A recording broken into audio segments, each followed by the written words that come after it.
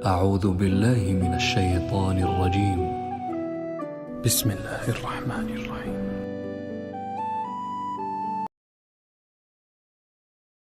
اللہ فرماتے ہیں وَوَهَبْنَا لِدَاوُودَ سُلَيْمَانَ، اور ہم نے ہبہ کیا، گفٹ میں دیے داؤد علیہ السلام کو سلیمان۔ قرآن جہاں بھی اولاد کے لیے لفظ استعمال کرتا ہے وہ گفٹ کا لفظ، اور فیملی پلاننگ والے کیا کرتے ہیں، اولاد کو ایک مصیبت بنا کے پیش کر دیا ہے۔ ان کو اس آیت پہ بھی اشکال ہوگا۔ اللہ کہتے ہیں ہم نے داؤد کو سلیمان گفٹ دیے، تو فیملی پلاننگ والے کیا ترجمہ کریں گے کہ داؤد علیہ السلام کے لیے ہم نے ٹینشن بڑھا دی، سلیمان دے کے ان کا خرچہ بڑھا دیا، اب وہ قوم کی خدمت اور ترقی کو فوکس نہیں کر سکتے۔ تو اس لیے میں بار بار ان نظریات پہ رد کرتا ہوں کہ اسلام اور فیملی پلاننگ کے جو نظریات ہیں نا، یہ بالکل 180 ڈگری پر ہیں، اور ہمارے یہاں دیندار طبقہ بھی فیملی پلاننگ والے نظریات سے متاثر ہو چکا ہے، تبھی ان کے میں کانسیپٹ کو کلیئر کرنے کی بار بار ہر بیان میں کوشش کرتا ہوں، کیونکہ اس کے آگے اخلاقی نقصانات بہت ہیں۔ اس سوچ کے یہ جو نسل کم کرنے کے جو اخلاقی نقصانات ہیں نا، یہ تھوڑے نہیں ہیں، یہ بہت زیادہ نقصان، پوری انسانیت کی تباہی ہے اس میں۔ وَوَهَبْنَا لِدَاوُودَ سُلَيْمَانَ، اور ہم نے داؤد کو گفٹ میں دیے، ہبہ کیا سلیمان۔ نعم العبد، اللہ کہتے ہیں کیا ہی خوب بندے تھے سلیمان بھی۔ انہ اواب، وہ بھی اللہ کی طرف بہت زیادہ رجوع کرنے والے تھے۔ کتنا رجوع کرنے والے تھے اس واقعے سے پتہ چلتا ہے۔ وہ واقعہ کیا ہوا؟ سلیمان علیہ السلام بھی مجاہد تھے، کمانڈر تھے، جہاد میں زندگی گزاری انہوں نے، اللہ کی عبادت بھی بہت زیادہ کیا کرتے تھے۔ تو سلیمان علیہ السلام نے اپنے گھوڑوں کو دیکھا نا، جن کے آپ مالک تھے، تو گھوڑوں کو آپ پیار کر رہے تھے، بہت بہترین گھوڑے، بہت خوبصورت گھوڑے۔ ظاہر ہے انسان کی ایسے موقع پہ مال کی طرف دل مائل ہوتا ہے، اگرچہ وہ جہاد کے گھوڑے تھے، اللہ ہی کے لیے رکھے ہوئے تھے، لیکن تھے تو اپنے، اور اگر گورنمنٹ کا مال بھی ہو تو بھی کنٹرول تو حضرت سلیمان علیہ السلام ہی کا تھا اس پہ، تو ایک طبی طور پر دل اس کی طرف مائل ہو جاتا ہے کہ یار کیا شاندار گھوڑے ہیں، اور دل اتنا مائل ہوا کہ سلیمان علیہ السلام کا جو شام کا ذکر کا معمول تھا، یا نماز تھی یا کوئی معمول تھا، سلیمان علیہ السلام کو پتہ ہی نہیں چلا، وہ معمولی قضا ہو گیا آپ کا، اور آپ کے خادمین بھی آپ کی ہیبت کی وجہ سے آپ کو بول نہیں سکے۔ تو بعد میں جب حتیٰ توارت بالحجاب، یہاں تک کہ سورج وہ پردے میں چلا گیا، غروب ہو گیا، سلیمان علیہ السلام کو احساس ہوا کہ بھائی اگرچہ یہ جہاد کا مال ہے، لیکن ہے تو دنیا نا، مال ہے، تو میں اس مال میں اتنا مشغول ہوا کہ میں اللہ کی یاد اور اللہ کے ذکر سے غافل ہو گیا۔ تو آپ کو اتنا زیادہ پچھتاوا ہوا کہ بھئی یہ تو ایک طرح کی حب دنیا ہے، دنیا کی محبت ہے، حالانکہ دنیا کی محبت نہیں تھی وہ، لیکن پیغمبروں کا تقوی کا معیار بہت زیادہ اونچا ہوتا ہے۔ یہ تو ایک انسان اگر بھولے سے نماز چھوٹ بھی جائے نا اس کی، تو حدیث میں آتا ہے کہ لیس فی النوم تفریط، نیند میں یا بھول میں، دوسری حدیث میں آتا ہے بھول میں تفریط، یعنی انسان کی کوتاہی نہیں ہے، رفیع عن امتی الخطأ والنسیان، بھول چوک اللہ نے معاف کر دی۔ تو یہ کوئی غلطی یا گناہ نہیں تھا، لیکن سلیمان علیہ السلام کو یہ چیز بھی گناہ لگی کہ بھائی میری طبیعت تو اللہ کی طرف زیادہ مائل ہونی چاہیے نا، اس کا ایک ٹائم ہے، میں اتنے خوبصورت گھوڑوں کو دیکھنے میں مشغول ہو گیا، تو یہ گھوڑے مجھے میرے دل کو اپنی طرف کھینچ رہے ہیں، یہ مجھے اللہ کی یاد سے غافل کر رہے ہیں۔ تو سلیمان علیہ السلام نے کیا کیا، کہا کہ اب اس کا حل یہی ہے کہ ان سب گھوڑوں کو اللہ کی راہ میں قربان کر دوں۔ اس وقت اس طرح کی قربانی جائز تھی، ہماری شریعت میں جائز نہیں ہے، آپ گھوڑا قربان نہیں کر سکتے، اور نہ جانور کو بطور سزا کے آپ ذبح کر سکتے ہیں، سزا سے مراد یہ کہ اپنے آپ کو سزا دینے کے لیے۔ تو لیکن سلیمان علیہ السلام کی شریعت میں یہ جائز ہوگا یقیناً، تبھی حضرت سلیمان علیہ السلام نے یہ کام کیا۔ ایسا تو نہیں ہو سکتا نا کہ ایک غلطی ہوئی ہے تو حضرت سلیمان اس کی تلافی کے لیے اس سے بڑی غلطی کر لے۔ تو سلیمان علیہ السلام نے کیا کیا، فطفق مسحا بالسوق والاعناق، فوراً کیا کیا، تلوار لے کر ان کی پونچھیں یعنی ان کی پنڈلیاں اور ان کی گردنیں کاٹنے لگے، سب کو ذبح کر دیا، تاکہ اس دنیا کی محبت میرے دل سے نکلے۔ اب یہاں ایک اشکال ہوتا ہے کہ ذبح کرنا تو سمجھ میں آتا ہے، گھوڑے کی ٹانگیں کاٹنے کا کیا مطلب ہے؟ تو علماء نے اس کی آیت کی 3 طرح کی تفسیریں کی ہیں، کیونکہ قرآن میں تلوار کا لفظ صراحتاً ہے نہیں۔ قرآن میں فطفق مسحن، آپ اٹھے اور مسح کرنے لگے، بالسوقی، پنڈلیوں کو، والاعناق، اور گردنوں کو۔ ظاہر سے یہی لگتا ہے کہ یہ تلوار سے ان کو ذبح کیا انہوں نے۔ تو اب تلوار سے جب ذبح کیا تو گردنیں کاٹی اور پنڈلیاں، تو پنڈلیاں کاٹنے کی کیا وجہ تھی؟ اس کی وجہ بعض مفسرین نے لکھی ہے کہ اس کا مقصد یہ ہو سکتا ہے کہ جب ذبح کیا جائے نا اس جانور کو اور پنڈلی بھی کاٹی جائے تو خون جلدی بہتا ہے اس کا، یعنی خون زیادہ جلدی سے تیزی کے ساتھ نکل جاتا ہے، کیونکہ اب ذبح کر کے کھانا تو ہے نہیں نا ان گھوڑوں کو انہوں نے، مقصد تو یہی ہے کہ اللہ کی راہ میں ان کو قربان کر دیا جائے دل سے، تاکہ یہ دنیا کی طرف جو تھوڑی سی بھی محبت پیدا ہوئی ہے اس کا وسوسہ بھی آئے، یہ وسوسہ بھی ختم ہو جائے، دل مکمل اللہ کی طرف مائل رہے۔ اس لیے سلیمان علیہ السلام نے کیا کیا کہ ان کا خون تاکہ زیادہ سے زیادہ نکلے، ایک وجہ تو یہ ہو سکتی ہے۔ دوسری وجہ یہ بھی ہو سکتی ہے کہ بہت سارے گھوڑوں کو قربان کرنا، یا تو باندھ کے باقاعدہ قصائی بلا کے لٹایا جاتا ان کو، یہ بہت مشکل کام تھا اتنے سارے گھوڑوں کو، تو جہاں ضرورت ہو جانور گرانے کی وہاں جانور کو پہلے، جیسے ہم کہتے ہیں نا جب بھینسا یہاں لوگ قربان کر رہے ہوتے ہیں ہم کہتے ہیں آپ گن سے اس کو شوٹ کر سکتے ہیں تاکہ وہ گر جائے، پھر آپ اس کو ذبح کر دیں، ورنہ وہ نقصان پہنچائے گا، بھاگے گا دوڑے گا، آپ کے کنٹرول میں نہیں ہوگا۔ تو بالسوق والاعناق پہلے پنڈلی اس لیے کاٹی کہ تاکہ دوڑ نہ سکے، تو ظاہر ہے ایک تلوار سے، وہ لوگ تو تلوار چلانے کے بہت ماہر تھے، ایک بہت زوردار تلوار چلائی ہوگی جس سے اس کی ٹانگ کٹی تاکہ وہ بھاگ نہ سکے اور اس کی گردن کو پھر اڑانا آسان ہو، تو یہ بھی حکمت ہے۔ تو اس کا مقصد بھی جانور کو تکلیف دینا نہیں ہے بلکہ اپنے آپ کو بھی اور جانور کو بھی تکلیف سے بچانا۔ یہ بالکل ایسا ہی ہے جیسے آپ جانور کو پہلے گن سے مارتے ہیں، جو طاقتور جانور ہوتے ہیں نا قربانی سے پہلے آپ اس کو گن سے مارتے ہیں تاکہ آپ کو بھی تکلیف نہ ہو اس جانور کو پکڑنے میں اور جانور کو بھی تکلیف نہ ہو، کیونکہ یہ بھی بھاگے گا دوڑے گا 20 لوگوں کو مارے گا، پھر آپ اس کو گراؤ گے اس کی ہڈیاں ٹوٹیں گی، تو تلوار سے جو زخم کیا جاتا ہے مارا جاتا ہے اس میں تکلیف کم ہوتی ہے، اور وہ لوگ تو تلوار چلانے کے ماہر تھے۔ تو دوسرا مطلب جو تفسیر ہے وہ یہ کہ سلیمان علیہ السلام نے اس لیے ان کی پہلے پنڈلیوں کو کاٹا ایک ہی وار میں تاکہ یہ دوڑ نہ سکیں، اور پھر میرے لیے ان کی گردن کو اڑانا آسان رہے، یعنی گردن کو ذبح کرنا جو ہے وہ آسان رہے، یہ بھی ممکن ہے۔ تو اور تیسری بات جو تیسری تفسیر بھی کی گئی ہے وہ یہ کی گئی ہے کہ تلوار کا تو قرآن میں لفظ ہی نہیں ہے، تو فتفق مسحا بالسوق والاعناق کا مطلب پھر یہاں پر یہ ہوگا کہ ردوها علیہ، سلیمان علیہ السلام نے جو ہے نا ان گھوڑوں کو دوبارہ بلوایا اور کیا کیا، کہا کہ ان کو لے کر آؤ، فتفق مسحا بالسوق والاعناق، اور ان کی گردنوں اور پنڈلیوں کو ہاتھ سے چھونے لگے، پیار کرنے لگے، یعنی تعجب سے کہ یہ وہ مال ہے جس میں بہت زیادہ مشغول رہا،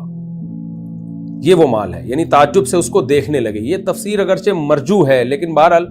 قرآن میں صراحتاً تلوار کا لفظ ہے نہیں، تو بعض مفسرین نے اس تفسیر کو بھی اختیار کیا ہے کہ دوبارہ اس کو بلا کے دیکھنے لگے کہ یہ وہ گردنوں پہ نا ہاتھ پھیرنے لگے اور ان کی پنڈلیوں پہ تعجب سے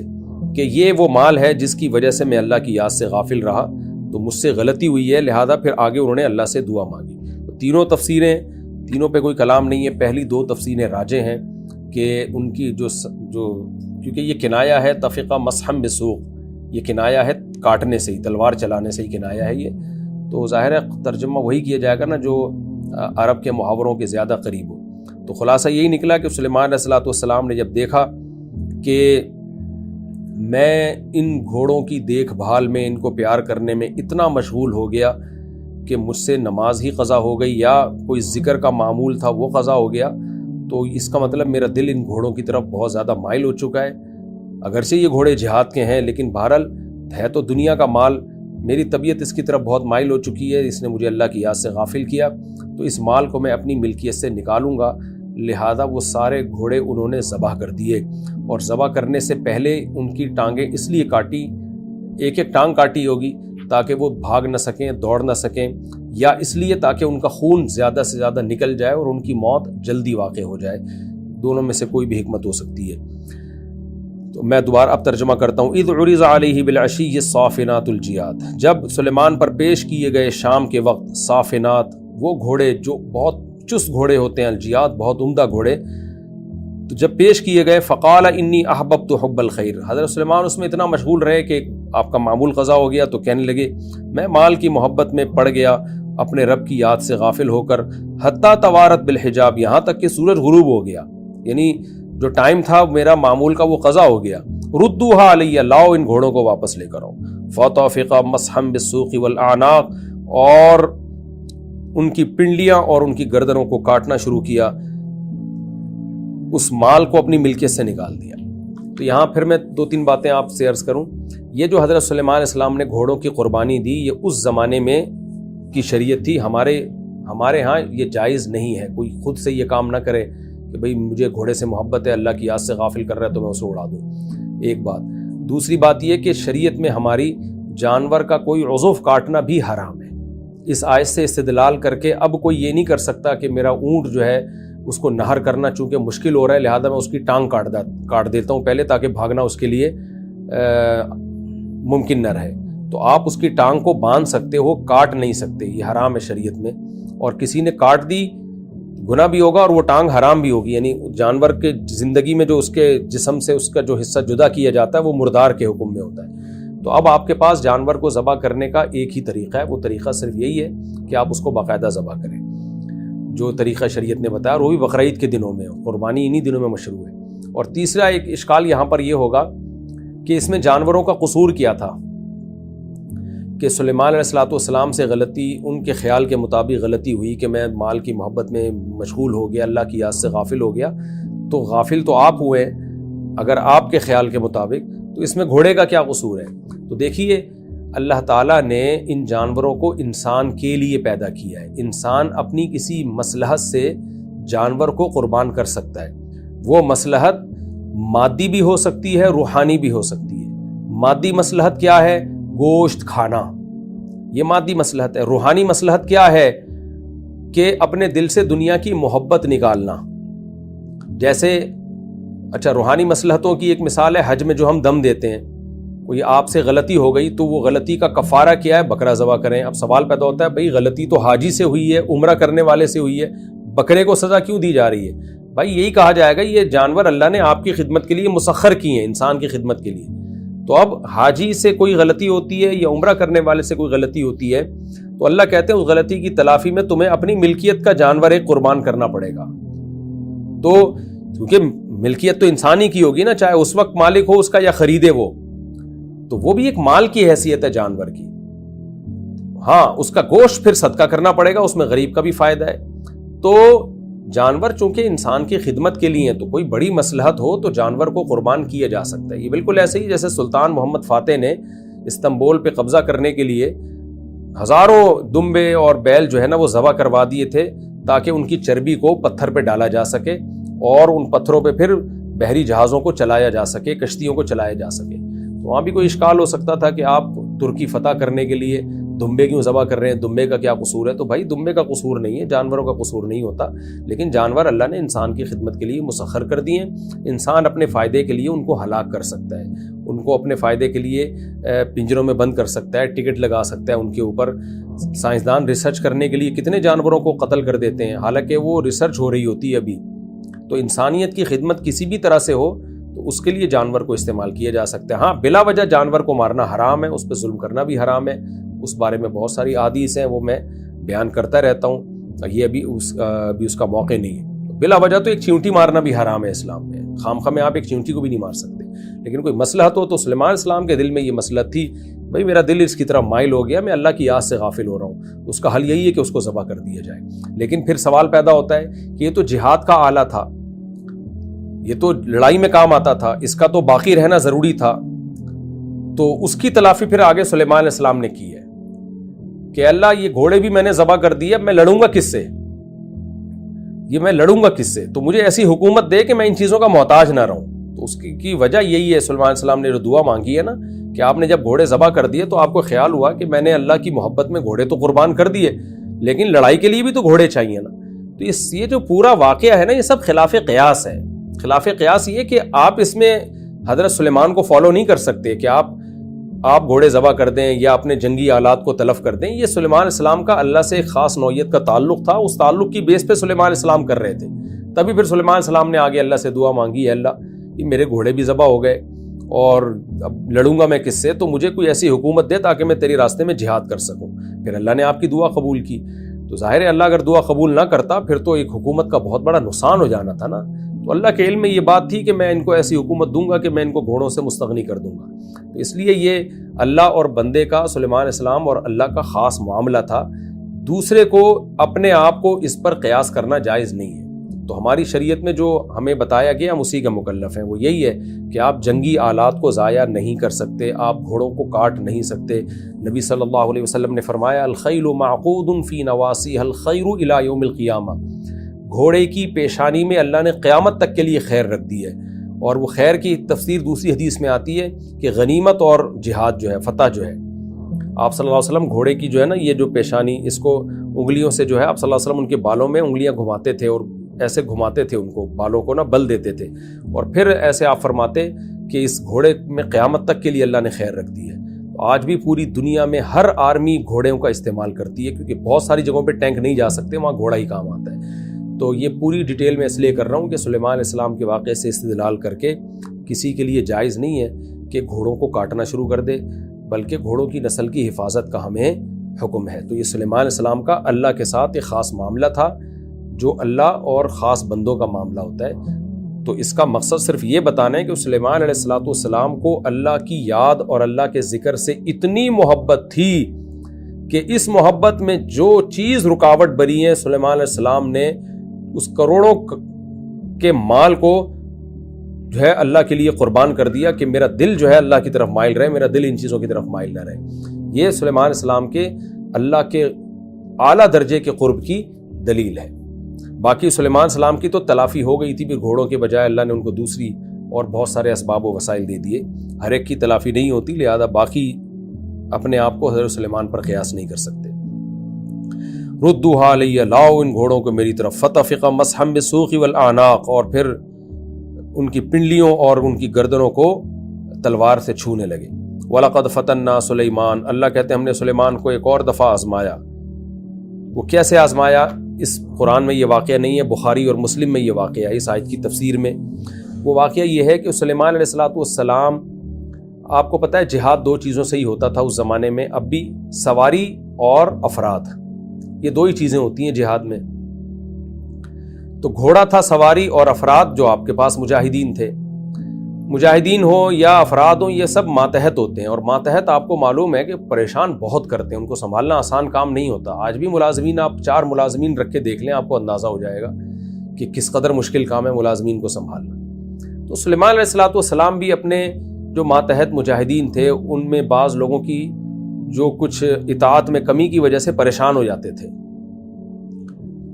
گھوڑوں سے یہ پریشان ہوئے کہ گھوڑے جو ہے مجھے اللہ کی یاد سے غافل کر رہے ہیں، تو گھوڑے اس لیے ذبح کر دیے، اور جو باقی ماتحت ملازمین تھے وہ بھی اطاعت میں کچھ نہ کچھ گڑبڑ کرتے تھے، تو ان سے بھی تنگ آتے تھے۔ تو ایک دن سلیمان علیہ السلام اتنے تنگ آئے کہ انہوں نے قسم اٹھائی کہ میں اپنی، ایک حدیث میں آتا ہے 100 بیویوں سے، ایک میں آتا ہے 70، اور ایک میں آتا ہے 60 بیویوں سے، یہ سب بخاری مسلم کی حدیث ہیں، کہ میں آج رات اپنی 100 بیویوں سے ہم بستری کروں گا تو اللہ ان سے 100 شہ سوار پیدا کرے گا، یعنی میرے 100 بیٹے ہوں گے جن کو میں اللہ کے راستے کا مجاہد بناؤں گا۔ تو بیٹوں پہ کنٹرول فل ہوتا ہے، تو یہ مجھے یہ ملازمین سے جو بار بار الجھنا پڑتا ہے نا، تو میرے اپنے بیٹے اتنے اللہ کے راستے کے لیے جنگ لڑنے کے لیے پیدا ہو جائیں گے کہ میں ان سے مستغنی ہو جاؤں گا۔ یعنی گھوڑوں کی سے تو یوں پریشان ہو رہے تھے کہ ان کی یاد میں پڑھ کے اللہ سے غافل ہو رہا ہوں، اور مجاہدین جو آپ کے ماتحت لڑنے والے تھے ان کی اطاعت میں کمی کی وجہ سے پریشان ہوتے تھے۔ تو آپ نے کہا کہ میری تو اپنی اللہ نے مجھے اتنی بیویاں دی ہیں، تو میں ان سب سے آج رات ہم بستری کروں گا، اور 100 شہ سوار پیدا ہوں گے جو اللہ کے راستے کے مجاہد بنیں گے۔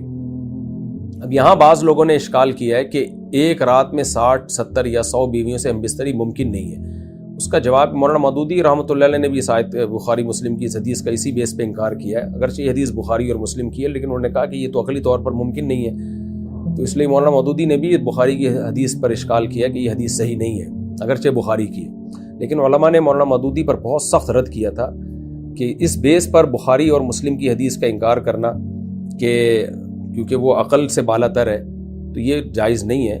کیونکہ انبیاء کے ساتھ معجزے ہوتے ہیں۔ تو اگرچہ عقلی طور پر یہ ممکن نہیں ہے، اتنی طاقت بھی کسی میں نہیں ہوتی، اور ظاہر ہے اتنا ٹائم بھی، رات اتنی لمبی نہیں ہوتی کہ ایک آدمی ایک وقت میں 50 60 یا 100 بیویوں سے ہم بستری کر بھی سکے، لیکن وقت میں برکت کے بہت سارے واقعات ہیں، تو سارا معجزہ تھا نا۔ بلکہ حقیقت تو یہ ہے کہ ایک مہینے میں بھی شاید یہ ممکن نہ ہو کسی کے لیے، تو لیکن یہ سب معجزے ہیں پیغمبروں کے، کہ اللہ تعالیٰ نے پیغمبروں کے وقت میں بے پناہ برکت رکھی ہوتی ہے، اور ان میں بے پناہ طاقت بھی رکھی ہوتی ہے، ورنہ یہ کون سا باقی جو کام ہو رہے تھے سلیمان علیہ السلام کے، وہ کون سا عقلی لاجک اس کی بنتی ہے کہ سمندروں میں غوطے لگانا، جنات کا تابع بن جانا اور ہواؤں کا جو ہے وہ تخت کا ہواؤں میں اڑنا، یہ تو سارے معجزے ماوراء العقل کام ہے۔ اس لیے اس بات پہ بخاری اور مسلم کی حدیث کا انکار کرنا کہ یہ عقل کے خلاف ہے، یہ ٹھیک نہیں ہے۔ اس لیے وجہ سے مولانا مودودی پر علماء نے اس زمانے میں بہت گرفت کی تھی، اور حضرت مفتی تقی صاحب نے اس پر تکملۃ فتح الملہم میں ڈیٹیل سے لکھا بھی ہے۔ تو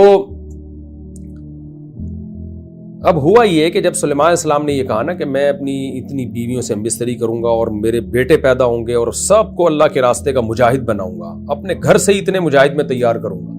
تو آپ کے کسی خادم نے کہا کہ حضرت اتنا بڑا آپ دعویٰ کر رہے ہیں، آپ انشاءاللہ کہہ دیں کہ اگر اللہ نے چاہا تو۔ سلیمان علیہ السلام انشاءاللہ کہنا بھول گئے اور اللہ سے امید لگا کے بیٹھ گئے کہ اب میرے 100 بیٹے پیدا ہوں گے، کیونکہ پیغمبروں کی دعائیں قبول ہوتی ہیں اور وہ جو دعوے کرتے ہیں اللہ اکثر ان دعووں کو بھی پورا کر دیتا ہے۔ تو انہوں نے دعویٰ کیا تھا ایسا ہوگا، تو اب ہوا کیا کہ 100 میں سے صرف ایک بیوی کے ہاں بچہ پیدا ہوا، وہ بھی ناقص الخلقہ، یا تو معذور بچہ، یعنی جسدن قرآن کہہ رہے ایک دھڑ پیدا ہوا۔ تو دائی جو ہے نا وہ دھڑ لے کر آئی، سلیمان علیہ السلام بادشاہت کی کرسی پر تھے،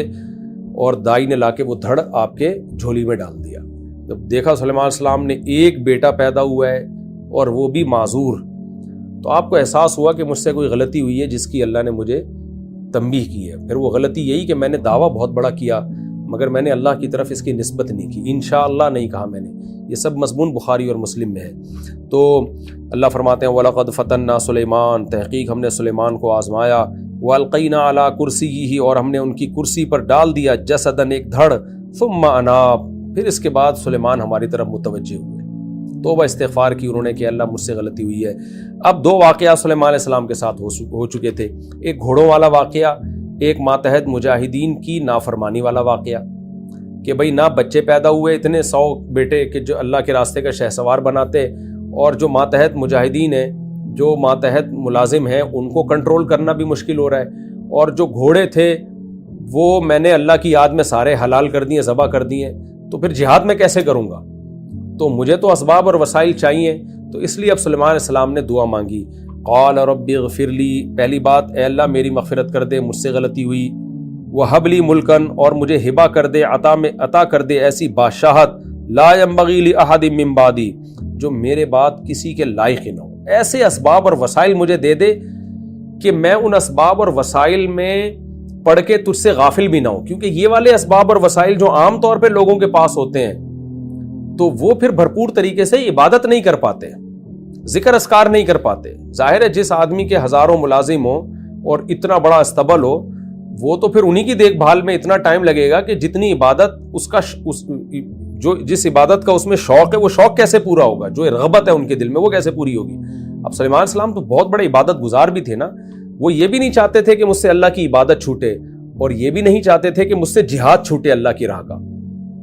جہاد بھی ہو اور عبادت بھی ہو، دونوں کام ہو، تو دونوں کام ان اسباب اور وسائل کے ساتھ ممکن بن نہیں رہے ہیں۔ تو اللہ ایسے اسباب اور وسائل دے دے جو تو نے کسی کو دیے ہی نہ ہو، تاکہ میں تیری عبادت بھی کروں اور اسباب اور وسائل سے مستغنی ہو جاؤں اور میں تیرے راستے میں جہاد کروں۔ تو یہ منشا تھی سلیمان علیہ السلام کی، یہ منشا تھا سلیمان علیہ السلام کے پیش نظر یہ حکومت مانگنے کا۔ اللہ کہتے ہیں چونکہ مخلص تھے اس حکومت مانگنے میں، پھر دعا مانگی انک انت الوہاب، اللہ تو خوب عطا کرنے والا ہے۔ اللہ کہتے ہیں ہم نے آپ کی دعا قبول کی، فسخرنا لہ الریح، ہم نے ہواؤں کو تابع کر دیا، تجری بامرہ رخاء حیث اصاب، جہاں بھی جانا چاہتے وہ نرمی کے ساتھ چلتی، جنات کو تابع بنا دیا، ہر طرح کے تعمیری کام کرنے والے، تعمیری کام مزدوروں کے بجائے جنات سے لے رہے ہیں، جو مہینوں کے جو پروجیکٹ ہیں وہ ہفتوں میں پورے ہو رہے ہیں، وغواص، اور سمندروں کی تہ میں غوطہ لگا کے موتی نکالنے والے، وہ موتی نکال کے ہیرے جواہرات میں عورتوں کے زیور میں استعمال ہوتے، تجارت میں استعمال ہوتے۔ خود سلیمان علیہ السلام کے تاج میں بہت مہنگے ہیرے جواہرات تھے، ان کے تخت میں، وآخرین مقرنین فی الاسفاد، اور کچھ شیاطین ایسے بھی اللہ نے تابع کر دیے جو زنجیروں میں جکڑے ہوئے، یہ وہ نافرمان جنات تھے جو کام نہیں کرتے تھے، تو ان کو سلیمان علیہ السلام زنجیروں میں جکڑ کے رکھتے تھے۔ پھر اللہ کہتے ہیں ہم نے سلیمان سے کہا ھذا عطاؤنا، یہ ہماری عطا ہے، یہ یعنی آپ پر احسان ہے ہمارا، یہ بیت المال نہیں ہے. بیت المال یا بادشاہ کے پاس جو مال ہوتا ہے وہ حکومت کا مال ہوتا ہے, اس میں بادشاہ خود مختار نہیں ہوتا. لیکن اللہ کہتے ہیں ہم نے سلیمان کو ایسی بادشاہت دی کہ شخصی ملکیت میں دے دی ان کی, کہ سب کچھ آپ کی پبلک یعنی پبلک پراپرٹی نہیں ہے, یہ آپ کی ذاتی پراپرٹی ہے. لہذا فمنن او امسک, آپ چاہیں کسی کو دیں یا روک لیں, بغیر حساب, یہ اس کا کوئی حساب نہیں ہے. تو اللہ کو معلوم تھا کہ سلیمان علیہ السلام کسی پہ ظلم نہیں کریں گے, لیکن اختیارات بہت زیادہ بڑھا دی اللہ نے سلیمان علیہ السلام کے. وَإِنَّ لَهُ عِندَنَا لَزُلْفَىٰ, اللہ کہتے ہیں تو دنیا میں نعمت دی ہم نے, اور آخرت میں ان کے لیے ہمارے پاس اللہ کا قرب ہے. وَحُسْنَ مآب, اور بہترین اچھا ٹھکانہ جس کو جنت کہا جاتا ہے, یعنی ہمارے مقرب بندوں میں بھی ہیں اور جنت میں بھی. دیکھیں اس سے ہمیں بہرحال یہ سبق ملتا ہے, یہ رکوع ہمارا مکمل ہو گیا, اس سے ہمیں یہ سبق بہرحال ملتا ہے کہ دین اور دنیا بھی ساتھ جمع ہو سکتے ہیں. تو اس لیے جو دیندار لوگوں کی گاڑی بنگلے اور یہ سب چیزیں دیکھ کے لوگ کہتے ہیں نا کہ یہ کیسا دین ہے, تو یہ لوگوں کی غلط سوچ ہے. سلیمان علیہ السلام اتنی پرتعیش زندگی میں بھی اللہ کے نیک بندے تھے, کیوں اللہ کی یاد سے غافل نہیں ہوئے. تو اسلام میں اس کی کوئی ویلیو نہیں ہے کہ آپ کے پاس دولت ہے یا نہیں ہے, ویلیو اس کی ہے کہ آپ نے غربت میں یا دولت میں اللہ کو یاد رکھا ہوا ہے کہ نہیں رکھا. تو اس طرح سے کون یاد رکھ سکتا ہے جیسے سلیمان علیہ السلام نے یاد رکھا. لیکن اللہ کا ہم سے یہ مطالبہ بھی نہیں ہے, ہم سے صرف اتنا مطالبہ ہے کہ اتنا اللہ کو یاد رکھ لو کہ فرائض واجبات پورے کر لو اور کبیرہ گناہوں سے اجتناب کر لو. اللہ تعالیٰ میں سمجھنے کی عمل کی توفیق عطا فرمائے.